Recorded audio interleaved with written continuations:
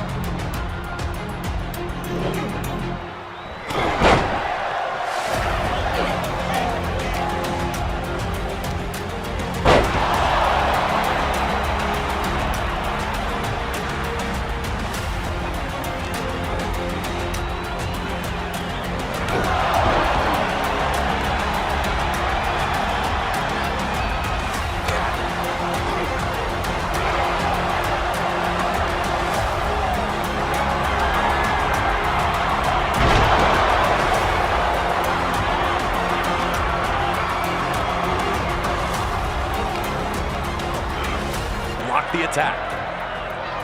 Big time ring awareness shown by the Ravishing One to keep himself in the match.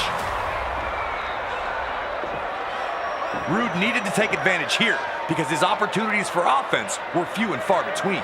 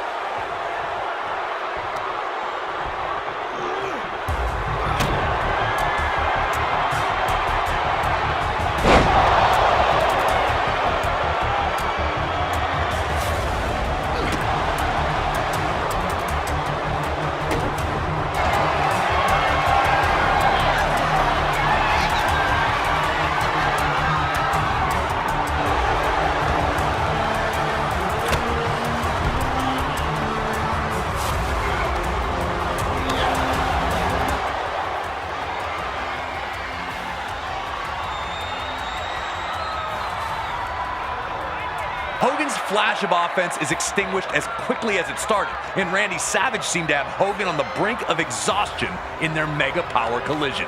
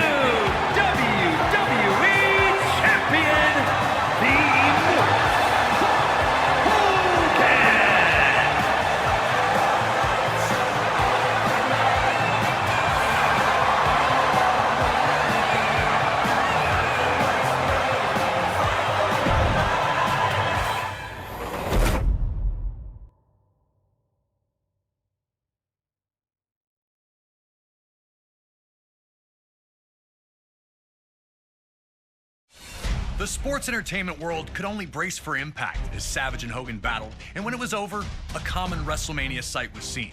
Hulk Hogan celebrating in the ring with the WWE Championship back in. Around the world, there was a real sense of looking for the next big thing. The newest, the coolest, the fastest, the strongest, anything to show where the future was. This was also the case in WWE. Amongst the members of the WWE Universe, many saw the Ultimate Warrior as the heir apparent to the throne that Hulk Hogan had occupied for 6 years. The untamed superstar appeared capable of matching Hogan's strength and had dominated all other opponents. Even that loss we relived at WrestleMania 5 against Rick Rude, yeah, he avenged that just a few months later at SummerSlam, regaining the Intercontinental Championship in the process. But this talk all seemed like fantasy, only existing as a dream match.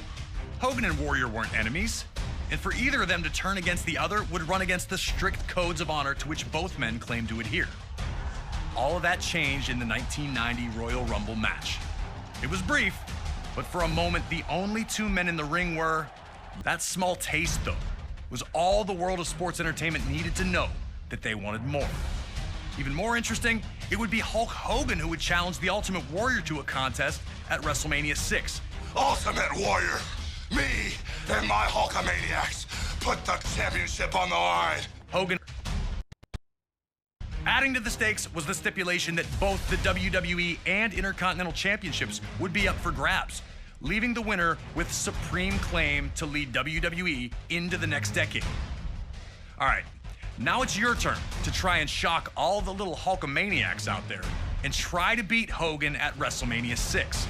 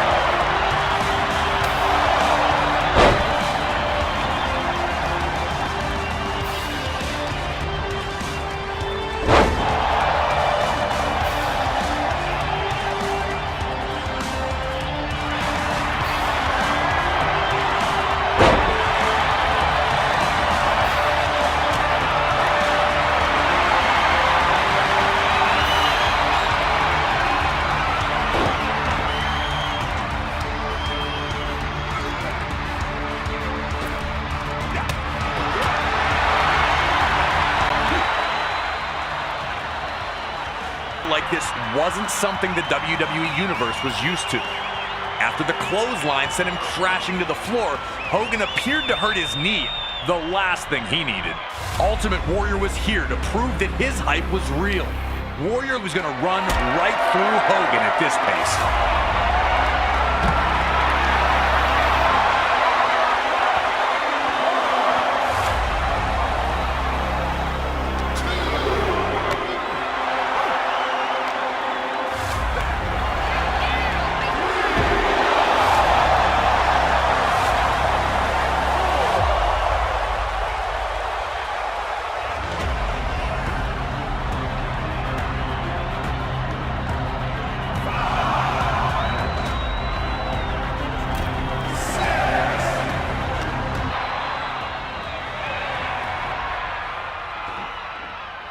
Superstar getting to his feet while Hogan stays down.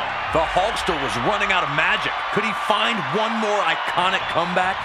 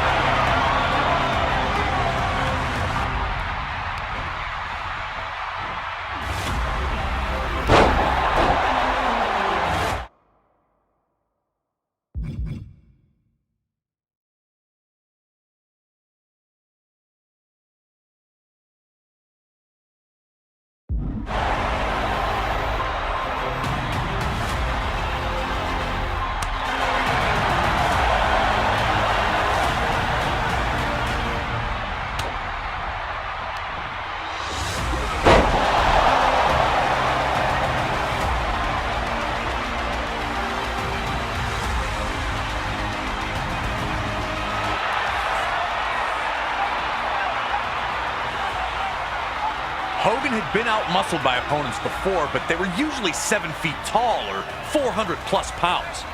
See, Referee gets flattened, and now there's no one to count falls.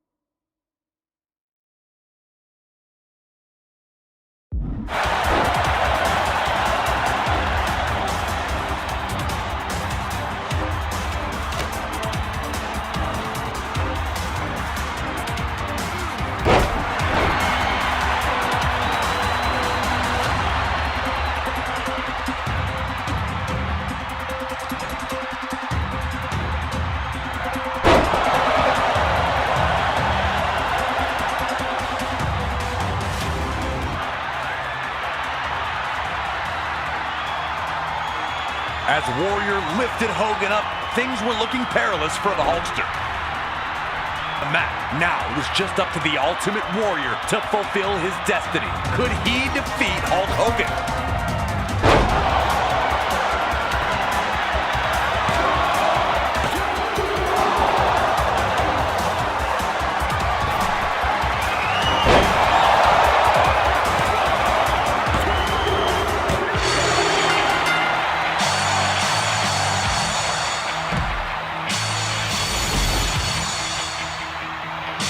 Ladies and gentlemen, here is your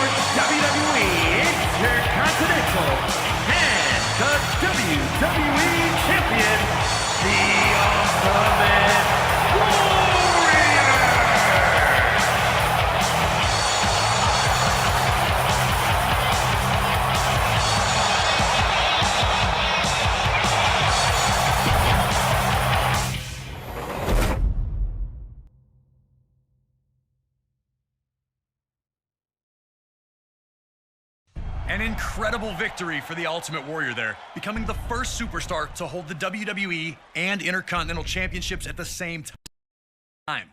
A truly historic feat on the grandest stage of them all. A victory that signaled a new wave of change that was about to hit all of WWE. Rowdy Roddy Piper managed to change his luck in WWE when he captured his first championship in the company at the 1992 Royal Rumble. The wrestling world rejoiced for Hot Rod as the fiery superstar showed true emotion in the moment, revealing how much it meant to him. Once the most reviled man on the roster, he was now appreciated for his authenticity. Everyone was happy for him, except for one guy. Bret the Hitman Hart had changed his status in WWE in the spring and summer of 1991. When his legendary Hart Foundation amicably split the team, Bret would use the opportunity to springboard up the singles rankings, winning the Intercontinental Championship at SummerSlam that year. Wanting to be an active champion, Bret faced off against all comers, finding victory each time out. Until a few nights prior to the 1992 Royal Rumble, when Hart lost the Intercontinental Championship. And before he could get a rematch, Piper had swooped in and won the thing. The last thing the Hitman wanted to do was ruin Roddy Piper's moment. The two were close. Piper had trained in the family dungeon and spoke glowingly of not only Bret, but his entire family. I gotta tell you how much I loves your family. I gotta tell you how much I loves your mom. I knowed you, I know this guy since he's been knee-high to a grasshopper. Respectfully, the two agreed to compete at WrestleMania 8, which would emanate from Indianapolis, Indiana. But Piper understood that many felt Bret lost that title at less than 100%, and that he'd have to defeat Hart in the ring to get those people on his side. And while both men claimed they'd keep it respectful, most everyone understood what happens when you push Roddy Piper to the edge. And trying to take something from Roddy Piper is one way to do it, especially when it's the first title he ever held in WWE. And so it was Bret Hart's technical mastery against Roddy Piper's street fighting in an unheralded classic was produced by two absolute masters of their craft. And while they both tried to keep it friendly, you just knew it wasn't gonna last. Nearly 20 furious minutes of action unfolded between the two, each with near victories along the way. Blood, sweat, and tears was never more appropriate. The two gave their all on the goal of earning the WWE Intercontinental Championship. So, get in there and do your best to beat Roddy Piper to the punch. But beating Hot Rod is no easy task, even if you are the best there is, the best there was, or the best there ever will be.